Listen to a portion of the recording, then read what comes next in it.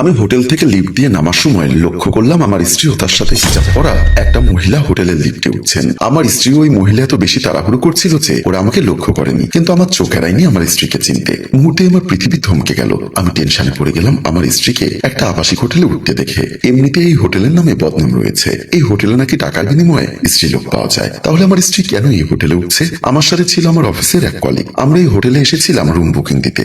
25শে December বড়দিন উপলক্ষে আমাদের এক ফরেন ক্লায়েন্ট স্ট্রিক বাংলাদেশে এসেছেন ভ্রমণের উদ্দেশ্যে। তাই আমি আর আমার এক কলিগ এসেছিলাম এই হোটেলে ওনাদের জন্য একটা রুম বুকিং দিতে। কিন্তু আমার স্ত্রী কেন এই হোটেলে আসলো, বিষয়টা নিয়ে যখন আমি টেনশন করছিলাম, তখনই আমার কলিগ বাবু সাহেব বলল, পল্লব ভাই, ওই মহিলাদের দেখে কি ফিদা হয়ে গেছেন? আমি ওনার কথার উত্তর দিচ্ছি না দেখে উনি আবার বলল, মাত্র 1000-5 টাকা খরচ করলে ওই মহিলার সাথে কিছুক্ষণ সময় কাটিয়ে যেতে পারবেন। পছন্দ হলে বলুন, আমরা আবার উপরে গিয়ে ম্যানেজারের সাথে কথা বলি। আমার অফিস কলিগ বাবু সাহেবের মুখে এমন কথা শুনে আমার সন্দেহের মাত্রাটা আরো বেড়ে গেল। একবার মন চাচ্ছে উপরে গিয়ে স্ত্রীকে হাতে নাতে ধরি। পরক্ষণে ভাবলাম, বাবু সাহেব যদি জানতে পারে একটু আগে উপরে ওঠা মহিলাটা আমার স্ত্রী, তাহলে আমারই মান সম্মান যাবে। তাই নিজেকে সামলে নিয়ে বললাম, আরে না ভাই, আমার অমন অভ্যাস নেই। তাহলে মহিলাটাকে দেখে ফিদা হয়ে গেলেন কেন? অবশ্য ফিদা হয়ে যাওয়ারই কথা। দেখেছেন মহিলাটি কেমন খাসামাল? আপনার কথা কি বলবো, পকেটে টাকা নেই, না হলে আমি এক্ষুনি গিয়ে ম্যানেজারকে বলতাম একটু আগে উঠে যাওয়া মহিলাটির রেট কত। স্ত্রীকে নিয়ে কলিগের এমন বাজে মন্তব্যে ইচ্ছা করছিল কষে একটা চড় মারি, কিন্তু কলিগ যদি জানতে পারে ওই মহিলাটা আমার স্ত্রী, তাহলে আমার মান সম্মান কোথায় যাবে? সেই ভাবনা থেকে বললাম, আরে ভাই বাদ দিন তো, তাড়াতাড়ি অফিসে চলুন, না হয় আবার বস গরম হয়ে যাবে। বলে ওনাকে নিয়ে অফিসের উদ্দেশ্যে চলে আসলাম। অফিসে এসে বসের সাথে দেখা না করে আমি আমার নির্দিষ্ট কেবিনে এসে বসলাম। আমার মাথায় কাজ করছে না আমার স্ত্রী কেন হোটেলে যাবে। টেনশনে গলাটা শুকিয়ে গেছে। পানি খাওয়ার জন্য যখন টেবিলে রাখা গ্লাসটা হাতে নিলাম, দেখলাম গ্লাসটা খালি। মেজাজটা বিগড়ে গেল। সাথে সাথে অফিসের পিওর শফিউলকে ডাকতে লাগলাম, শফিউল, এই শফিউল। শফিউলের আসতে একটু লেট হচ্ছে। এমনিতে স্ত্রীর ব্যাপারটা নিয়ে আমার মেজাজ খিটখিটে হয়ে আছে, তার উপর এই পিয়ন বেটাও আমার সাথে মস্করা শুরু করলেন। ডাকার সাথে সাথে ছেলেটাকে পাওয়া যায় না, সারাক্ষণ স্মার্টফোন একটা নিয়ে টিপাটিপি করতে থাকে। আমি এবার উত্তেজিত হয়ে ডাকতে লাগলাম, এই শফিউল, কোথায় গেলি হারামজাদা? এমন সময় শফিউল এসে বলল, স্যার এভাবে চিল্লাচিল্লি করছেন কেন? মেজাজটা আরো বিগড়ে গেল। সাথে সাথে একটা চড় বসিয়ে দিলাম শফিউলের গালে। চড় খেয়ে এসে আহম্মুখের মতো গালে হাত দিয়ে আমার দিকে তাকিয়ে আছে। জীবনে কোনো দিন ওকে বকাটি পর্যন্ত দেয়নি, আজ হঠাৎ আমার এমন আচরণে সেও কিছুটা হতভম্ব হয়ে গেল। এমনিতেই আমার স্ত্রী হোটেলে উঠেছে দেখে আমার মন মেজাজ ঠিক নেই। তার উপর পানি খাওয়ার জন্য গ্লাসটা নিয়ে দেখি ওখানে পানি নেই। তাকে ধমক দিয়ে বললাম, সারাদিন কি করিস, গ্লাসে পানি নেই কেন? সে আমার কথার উত্তর না দিয়ে খালি গ্লাসটা নিয়ে চলে গেল। হঠাৎ ওর সাথে এমন আচরণে আমার নিজেরও এখন অনুশোচনা হচ্ছে। আসলে আমার উচিত হয়নি ওকে চড় মারা, কিন্তু কি করব, ঘরের বউকে যদি কেউ হোটেলে উঠতে দেখে তখন কারই বা মন মেজাজ ঠিক থাকে। এদিকে আমাকে পানি দিয়ে যাবার পর শফিউল দরজার সামনে দাঁড়িয়ে কাঁদছিল। আমাকে অফিসের বস মোমিন সাহেব পাশ দিয়ে যাওয়ার সময় সেটা লক্ষ্য করলেন। উনি শফিউলকে কাঁদতে দেখে জিজ্ঞাসা করলেন, কিরে শফিউল, তুই এখানে দাঁড়িয়ে কাঁদছিস কেন? বড় স্যারকে দেখে শফিউল চোখের পানি মুছতে মুছতে বলল, স্যার পল্লব স্যার আমাকে চড় মেরেছেন। পল্লব তোকে চড় মেরেছে মানে? কিন্তু কেন তোকে চড় মারবে? আমি সকালবেলা এসে ওনার টেবিল পরিষ্কার করে গ্লাসে পানি রেখেছিলাম। উনি অফিসে এসে কিছুক্ষণ পর আপনার নির্দেশে হোটেল রুম বুকিং দিতে যাওয়ার আগে পানি পান করে চলে গেছেন। এদিকে আমি বিভিন্ন কাজে ব্যস্ত থাকার কারণে ওনার গ্লাসের যে পানি শেষ হয়ে গেছে সেটা লক্ষ্য করিনি। উনি হোটেল রুম বুকিং দিয়ে এসে যখন দেখলেন গ্লাসে পানি নেই, তখনই আমাকে ডেকে চড় বসিয়ে দিলেন। শফিউলের মুখে এমন কথা শুনে বড় স্যার ক্ষিপ্ত হয়ে গেলেন। তুই চল আমার সাথে বলে শফিউলের হাত চেপে ধরে বড় স্যার শফিউলকে নিয়ে আমার রুমে আসলেন। স্যারকে আর শফিউলকে দেখে আমি বসা থেকে দাঁড়িয়ে গেলাম। স্যার সরাসরি বলল, পল্লব সাহেব, আপনি শফিউলকে চড় মেরেছেন কেন? স্যার আমার ভুল হয়ে গেছে। ভুল হয়ে গেছে বললে তো সমস্যার সমাধান হয়ে যায় না। হতে পারে আপনি অফিসার, শফিউল পিয়ন। সে পিয়ন হলেও তো মানুষ, আপনি তাকে এভাবে চড় মারতে পারেন না। আপনার উচিত ওর কাছে সরি বলা। আসলে বিষয়টি আমিও লক্ষ্য করলাম, আমার ওভাবে চড় মারাটা উচিত হয়নি। তাই আমি নির্দ্বিধায় শফিউলকে বললাম, শফিউল সরি ভাই, মনে কষ্ট নিও না, এমনটা আর হবে না। আমাকে সরি বলতে দেখে স্যার বলল, ঠিক আছে, মন দিয়ে কাজ করুন। আর শফিউল তোকেও বলি, সারাক্ষণ মোবাইল নিয়ে পড়ে থাকিস না। অফিসে কখন কার কি লাগে সেদিকে একটু লক্ষ্য রাখিস। এখন চল। স্যার চলে যাবার সময় আমি স্যারকে আবারও সালাম দিলাম। আমি চেয়ারে হেলান দিয়ে বসে মনে মনে ভাবতে লাগলাম, ঘরের স্ত্রীর জন্য আজকে একজন পিয়নের কাছে আমাকে সরি বলতে হলো। আমার স্ত্রী কি কারণে হোটেলে যাবে? এমন তো নয় যে আমি পুরুষ হিসাবে অক্ষম পুরুষ। প্রতি রাতেই সে আমার কাছে পরাজিত হয়। শুনেছি যাদের স্বামী দুর্বল তারা নাকি অন্য পুরুষদের প্রতি আসক্ত হয়, কিন্তু সেদিক দিয়ে তো আমার স্ত্রীর অপূর্ণতা থাকার কথা না। কিন্তু তবুও ও কেন হোটেলে যাবে? হতে পারে আমার আর্থিক দৈন্যতার কারণে ও এমনটি করেছে। আমার হঠাৎ মনে পড়ে গেল গত 4-5 দিন আগের কথা। আমি যখন অফিসে আসার জন্য রেডি হচ্ছিলাম, তখন পূর্ণতা আমার মেয়েকে স্কুল ড্রেস পরিয়ে স্কুলের জন্য রেডি করতে করতে আমার সামনে এসে বলল, তুমি কি অফিসে যাওয়ার জন্য রেডি হচ্ছ? হ্যাঁ, কেন বলো তো?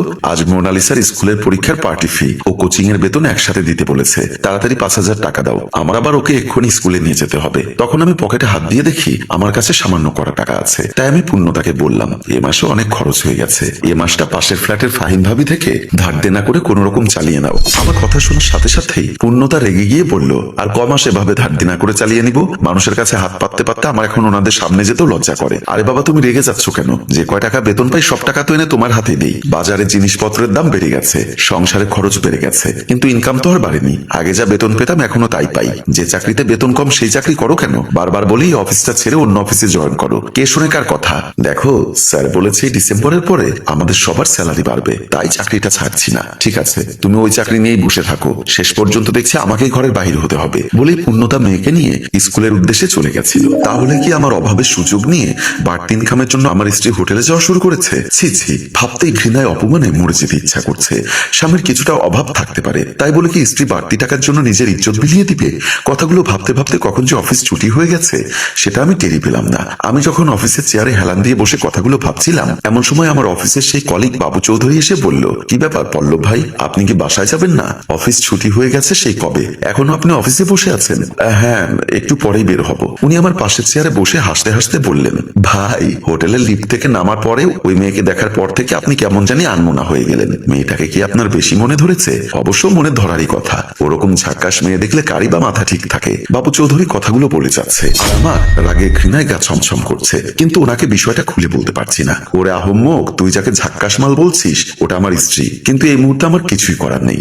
পরপুরুষের মুখে নিজের স্ত্রীকে নিয়ে আজে বাজে কথা শোনা ছাড়া কি বা করার আছে? উনি আবারও বলা শুরু করলেন, ভাই আমার কিন্তু মাঝে মধ্যে এরকম হোটেলে যাওয়ার অভ্যাস আছে। ভাবছি 2-1 দিনের মধ্যে ওই হোটেলে গিয়ে হোটেল ম্যানেজারকে ওই মেয়েটার কথা বলবো। যত টাকা লাগবে লাগুক, একবারের জন্য হলে ওই মেয়েটাকে আমার চাই চাই। আমি আর বসে থাকতে পারলাম না। নিশ্চয়ই কোনো পরপুরুষই তার স্ত্রীর নামে এমন বাজে মন্তব্য শুনলে নিজেকে ঠিক রাখতে পারবে না। তাই আমি কোনো সিন ক্রিয়েট না করে বললাম, বাবু ভাই আমার উঠতে হবে। বলে চেয়ার থেকে উঠে দাঁড়ালাম। উনি বলল, বুঝতে পেরেছি, আমার মনে হচ্ছে আপনি এক্ষুনি ওই হোটেলে গিয়ে মেয়েটাকে চাইবেন। শেষ পর্যন্ত আর নিজেকে ধরে রাখতে পারলাম না। উত্তেজিত না হয়ে ভদ্রভাবে বললাম, ভাই হোটেলে গিয়ে নারী সংগ্রহ করার মতো ওরকম বাজে অভ্যাস আমার নেই। যদি আপনার থাকে আপনি যেতে পারেন, ওই মেয়েকে কেন? এর চাইতে বেশি হাজার গুণ রূপবতী মেয়ে হলেও আমি ওই কাজে যাচ্ছি না।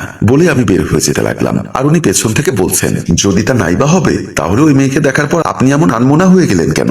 আমি পেছন ফিরে উত্তরটা দিতে পারলাম না, তাই সোজা নিজের বাসার দিকে চলে আসলাম। বাসায় এসে দরজার সামনে কলিং বেল টিপলাম। একটু পরে মা দরজা খুলে দিল।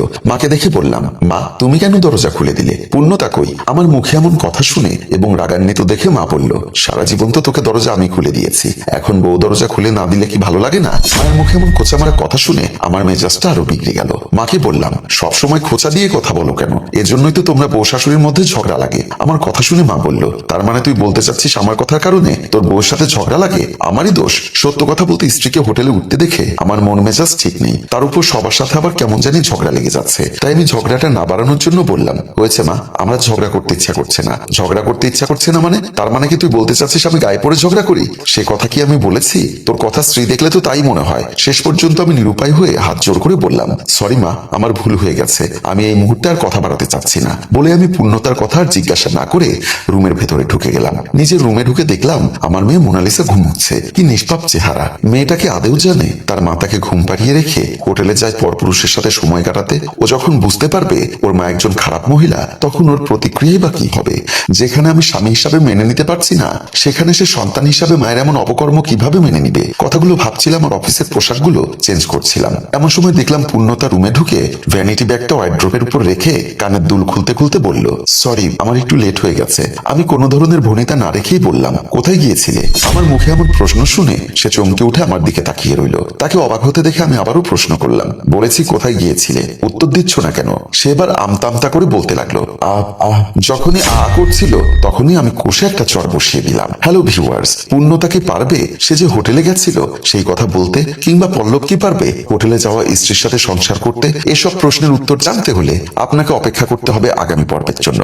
আপনাদের বেশি কমেন্টস এবং শেয়ার পেলে আমরা উক্ত গল্পের দ্বিতীয় পর্ব নিয়ে আগামীকাল হাজির হব। তাই উক্ত গল্পের দ্বিতীয় পর্ব দেখতে চাইলে এক্ষুনি গল্পটি শেয়ার করে দেওয়ার অনুরোধ রইল। ধন্যবাদ।